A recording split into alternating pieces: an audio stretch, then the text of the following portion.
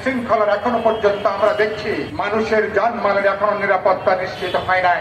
ঢাকা শহর চলছে না, সন্ধ্যার পরে চুরি ছিনতাই হাইজ্যাক বৃদ্ধি পেয়েছে। আমার মা বোনরা নারীরা সন্ধ্যার পরে বের হতে তারা এখন শঙ্কিত থাকেন, তারা ভয়ে থাকেন। ঢাকা শহর গত কমাসে আমরা দেখছি ঠিক মতন চলছে না। সরকারকে বলতে চাই, আপনারা কি সরকার চালাচ্ছেন নাকি অন্য কেউ সরকার চালাচ্ছে? যদি আপনারা সরকার চালান, বাজার নিয়ন্ত্রণ করবেন, জানমালের নিরাপত্তা নিশ্চিত করবেন, মানুষের বাঁচার ব্যবস্থা করবেন। না হলে শেখা জামালি যেটা বললেন, মানুষের পেটে যদি আগুন জ্বলে, মানুষ যদি না খেয়ে থাকে, লক্ষ লক্ষ মানুষ যদি বেকার থাকে, মানুষ যদি দরিদ্রের কাতারে যদি লক্ষ লক্ষ মানুষ প্রতি মাসে যদি নেমে আসতে থাকে, সংস্কারের কোন এজেন্ডা, সংস্কারের কোন ট্যাবলেট মানুষ কিন্তু হজম করতে পারবে না।